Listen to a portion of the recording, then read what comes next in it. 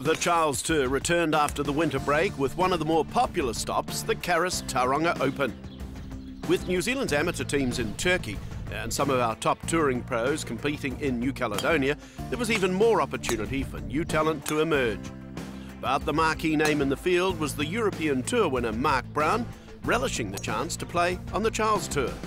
Yeah, I mean, when we grew up, it was mainly pro-ams, and while it's great to play, it's probably not the best format, playing with amateurs, and the course setup probably not as difficult as it should be. So I really like the concept. I think, we just need a few more of them, especially for the young boys to get a bit of competition and a bit of money in their back pocket as well. So it's important that the young guys are playing more. True to form, it was an emerging talent that shone on the earlier days. Blair Reardon of Takaka, opening with rounds of 7 under and 5 under, the par of 70, to be 4 clear of the field.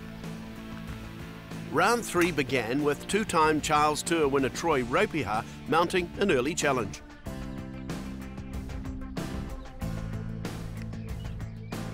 While National Academy member Reardon was moving in the opposite direction. Reardon's buffer remained until Ropiha reeled off 3 birdies and 4 holes on the back 9. The 22-year-old responding with a birdie on 16 to see both golfers at 13 under.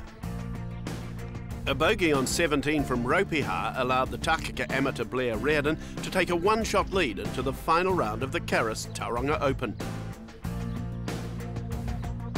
It's 69 today, and the round was a bit slower than the first 2 days, but that was only because of the putting. Just lacked a little bit of holding putts.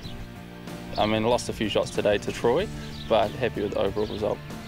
One hole that Blair could have picked up shots on was the par 5 6th.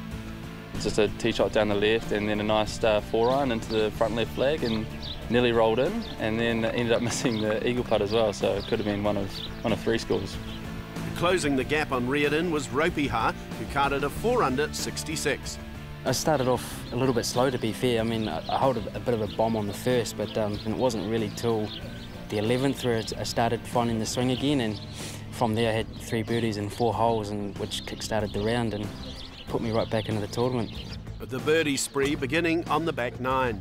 10, it's been playing downwind all week, so I've been hitting driver trying to knock it on the green, and hit it in the front left bunker and had a good shot out to a couple of feet and made birdie there. And then 12, once again it's downwind, just had a solid 9-iron to a couple of feet and hold that as well. The Taupo professional just 1 shot adrift as he looks to add to his 2 Taranaki Open titles. That was one of the goals, to try and get a little bit closer, and obviously trying to join those group of guys that have got 3 Charles Tour wins. I'm riding pretty high on confidence at the moment, swinging it well and hitting the ball pretty good, so I'm just going to stay with that. I've got a couple of swing thoughts in my head that's all I need, so I mean, hopefully tomorrow turns out well for me. For the front-running Blair Reardon, mental fortitude will be needed to go wire to wire. Yeah, I had a session with my sports psych back in Nelson a couple of days before coming up here, and we just talked about a few simple things to get me a little more focused and a little more confident about what I'm doing. And the help from New Zealand Golf really helps. They give you a bit of funding to pay for those things because they can get quite expensive. The final round of the Carrus Tauranga Open dawned still and warm. Perfect conditions for those needing to go low, and that included Mark Brown 4 shots back from Blair Reardon. A lot relies on your putting because you get a lot of chances, and for me, I think I've just got so frustrated over the first 3 days that I have had a lot of chances and haven't converted too many. But today the goal is to try and stay a bit patient, and hopefully that'll work. So obviously I'll probably need a low score. The conditions are good, so hopefully 63 or 64 might go close. With plenty of ground to make up on Blair Reardon, who was at 13 under, Brown got off to the best possible start. This birdie moving him to 10 under. Playing partner Troy Ropiha joining Reardon at 13 under with a birdie on the 3rd. Brown matching that with a birdie of his own to get to 11 under.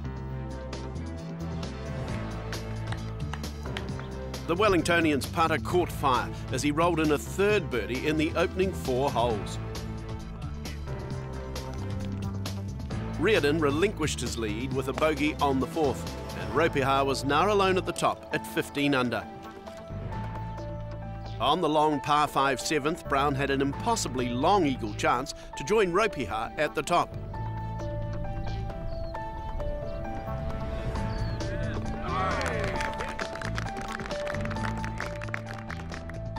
And while Brown was in the ascendancy, Reardon's title chances were over on the same hole as the amateur four-putted for a triple bogey.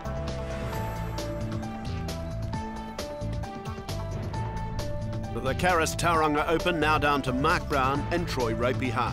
But Brown would produce another birdie to be 7 under through 11 holes. Ropiha's bogey on the same hole, followed by a birdie by Brown on the next, put an unassailable 4 shots between the two pros.